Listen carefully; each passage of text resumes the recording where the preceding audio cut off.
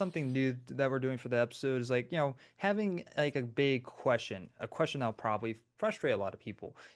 Did the Final Destination IP needed to be a franchise? Which in general, you can break that up into another question is like like what is a IP that didn't need to be a franchise? And I think Final Destination is one of them. Don't get me wrong. I enjoyed Final Destination Bloodlines. Really? Okay. I liked the film, but my problem, I'm not going to get into spoilers of individual films. I mean, this I won't get into spoilers with Bloodlines. But I will kind of get into spoilers with the other ones because they've been out for like less than 14 years. I think if you really want to see Final Destination movie, you would have seen it by now. Um, they all feel the Brothers going same. at it. They all feel the same. Like I hate that because like I like in my movies to, especially if they're a franchise, is to evolve over time. And the Final Destination movies, I guess they figured out what their audiences are from the get-go. It's like they just want to see the people, because after each film they just became like Saw, where it's like, how can we up I outdo the liked last. Saw. Oh, well, the first one, yes. But like they tried to outdo the previous film, basically, and that's how Mission Impossible has turned out. It's like, what else stuff can we throw Tom Cruise in? What else, what other dangerous things can he do?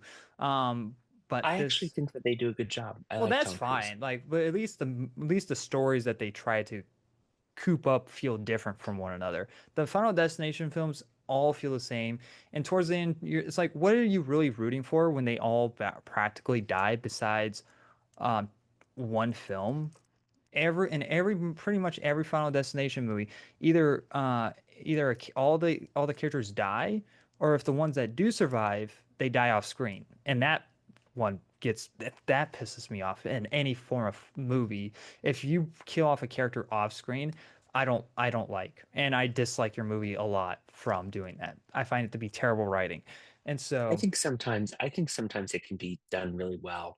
Just depends yeah. on why. So, Well, the Final Destination movies did it. They kind of almost did it twice. The other one is kind of like only a special edition, so in my head, I don't count it as canon. I don't count special edition like releases or deleted scenes as canon. So those are just a little extra knowledge if they could have made it into the film. I guess in that way. But they did it. But the one that is canon, they killed off a character off screen who survived in the previous in one of the previous movies, and I'm like, why? And the reasons why is because they couldn't get the actor to come back to be in the film, and I'm like, oh, well, that's stupid. Why would you? That's dumb. Like now you ruined your chance to ever bring the character back and the yeah, actor that's really back, unfortunate. and so That um that's actually really bad. yeah. Hmm. It was a dumb decision. So that's kind of like and and by the sixth film, it's like, what are we really doing? It's like if you're just going to keep doing the same thing, especially killing off the characters towards the end. I get that's the point of the films where, um, where like you can't escape death, you can't cheat death, but the whole point of the film is that you actually are able to cheat death. So why not have your character survive? If you want to kill them off in the next one, that's fine. We have some of the survivors from the previous film get killed off because death caught up to them. And that's what we're told throughout these films. Like, well, death caught up to the ones that did survive, but it's like you don't show us that. You don't have. And so, and majority of these, when the film is introducing these new characters, at the beginning of the film, which of all the sequels were being retold to these characters of like how to survive this and how this happens. Is like as the audience, like we already know this, but the problem is you keep killing off the characters from the previous film, so then we can't move on a lot quicker. So we're explaining things to these characters that don't know, and it's like, can we get to the point type of deal? And Well, I so mean, I think that's it's part of part. the draw to it is that Well, it's different characters that are facing the same challenges. I get that. That's fine. But bring someone from the previous film over to explain it in 5 minutes. And so you're not having this whole entire film of like explain for 30 minutes trying to figure out why this is happening, and it's like we already know why. Can we move it along a little bit quicker? And Sure. another way that you can evolve it a tiny bit is explain why these people get visions before their ultimate demise.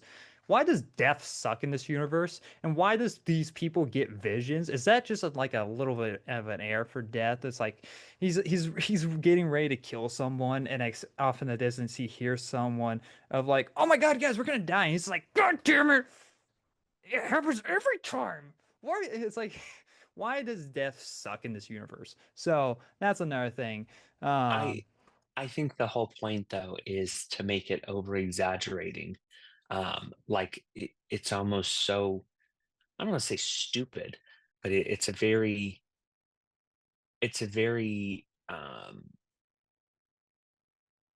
cynical view of death. I don't know. I yeah. think that there's kind of a nuance to it and how they approach that topic of death and how they die or how they, die off screen or how they change characters. So Well, I think that's part of the appeal I to the know film. that's totally fine, and you got all of that from the first film, and that's my point where I'm trying to get at. The first film did that very well, and that's where it should have stopped. Is like you like that's because like these movies have shown they can't go anywhere else with the idea besides someone getting a vision and trying to escape death to just be realized that they can't escape death.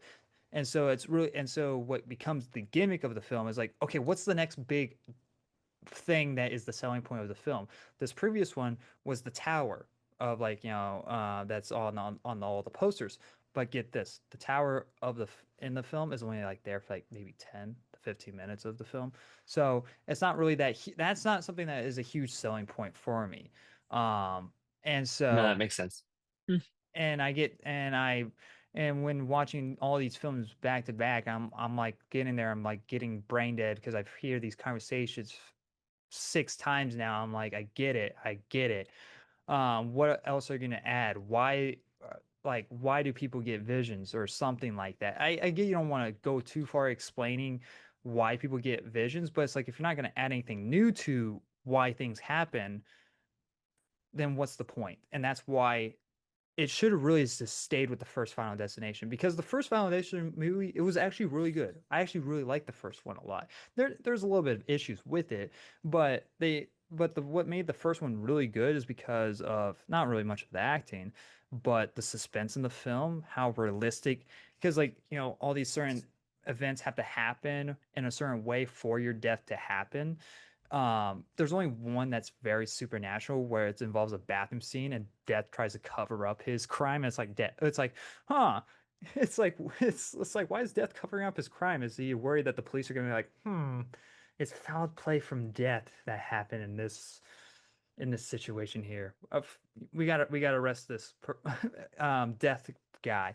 And it's like it was kind of stupid. And the sequels become more like that, where it became more supernatural in that way, and more like why are we looking at photos to predict someone's death? That's like that doesn't make any sense. How's that a Sure. thing? So it should have really just stayed with the first one because I actually do like the first one. And if they released it on 4K, I would own it by now. But Oh they my haven't. gosh.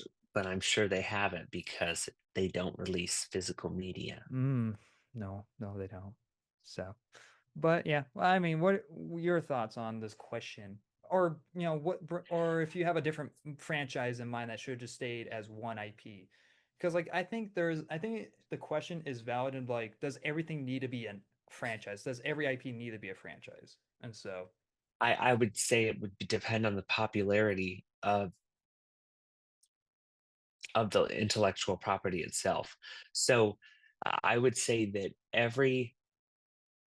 you know what? Actually, I'll say this one. I think Karate Kid should have just been the one movie.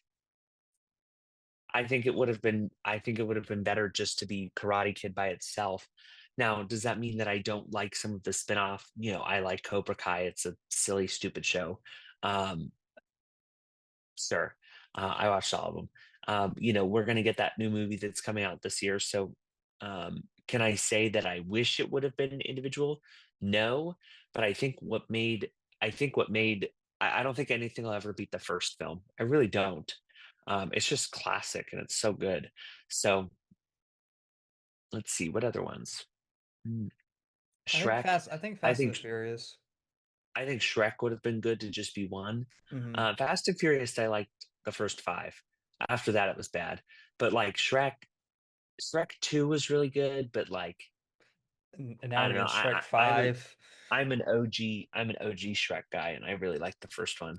Yeah. So I think Cars. those are some films. Um, yeah, Cars 2 is eh. Cars 3 was bad. I don't care what anybody I would says. rather watch Cars 3 over Cars 2. I would rather watch neither of them and just watch Cars. So, um, But what if someone came and burned your DVD of Cars, and so you only had Cars 2 and Cars 3? I would watch Lord of the Rings. What if someone burned your Lord of the Rings? I would have it streaming, so I wouldn't have to worry about What if physical someone media canceled being your burned. streaming subscription? They Oh no. can't. I have it. I have it through my internet service or through Oh, my you're cell pirating? phone Oh, I service. see. Hmm. No. But yeah. Most definitely, no. Um, no, if I had to pick a choice, I would probably watch Dora the Explorer instead. Oh yes. They should. I'm waiting Hmm. for that sequel with you know what's funny? I just brought up Isabel from um uh James Gunn's Superman Peacemaker. She actually plays Dora Explorer in that live action movie. I knew that I was going to bring it up for a good reason, so it was Yeah. perfect. Perfect timing. I would want to see her in a sequel. We do not want a sequel, everybody. uh, No, thank you. so then I can torture him with the film because I haven't tortured him yet with the first one. Um, but yeah, I I don't. It was on TV like a few weeks ago, and I was like, nope, not gonna watch that crap. But you were just scrolling. It was on for a few seconds. You're like, oh god, no. Yeah, Um, I know. I saw it on the guide TV guide, and I was like, and I am not gonna watch this. no. So Dang it. But yeah, let us know. I probably pissed off a lot of people in the first 2 seconds of bringing up this they're question. gonna turn off the show. They're gonna be mad. Well, that's why I did it halfway mark, so then I got the viewership no matter what. Oh my Um, gosh. Terrible, everybody. He's terrible. trying to milk them as much as I can, like Oh my goodness. how Disney milks my suffering with all these Disney remakes. But yeah, let us know your guys' thoughts in the comments section below on either do you agree with the question of like did the Final Destination IP needed to be a franchise, or let us know your guys' thoughts on which movie IP out there that you thought shouldn't have been a franchise but is a franchise. So I don't know, or maybe the other way around. What movie that you wish that was a franchise but wasn't a franchise? We'll have a conversation down below. You can have a lot of different fun ways with this question. So that's kind of the reason why I added it. But that was also something that was a question I had while I was doing my Final Destination review that I couldn't really bring up without dragging out the review. So kind of fits in here. Thank you guys for watching this video. If you want to see the full-on podcast, I'll leave a link in the description below. And you guys can also check us out on Spotify and Apple Podcasts. And if you guys enjoyed the video, leave a like. And if you guys want to, I want to hear your guys' thoughts on the topics as well. So leave a comment on it. And if you guys are new to the channel and you guys enjoyed what you saw, hit that subscribe button because we have a lot of other stuff on the channel. As a reminder, this is a monthly upload on the Big Talk with Austin, and this will also give you guys the opportunity to submit some topics to us that happen throughout the month. So if you guys want to do that, go check me out on Twitter and follow me there. Tag me whenever something interesting pops up that is movie reviews, movie TV shows, any like pop culture related type of stuff. Anyway, guys, thanks for watching. Like always, I'll see you guys in the next review.